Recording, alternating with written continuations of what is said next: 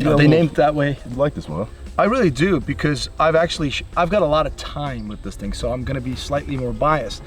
But I was able to knock steel at like freaking 70 yards with this thing. Super accurate, nice, good ergonomics. Mag capacity is really good, and it doesn't really get in the way. There's this lip right here. When I press on it, SAR just did something just like SIGs, right? When you press this thing, it just throws the mag away, which I like, unlike locks, right?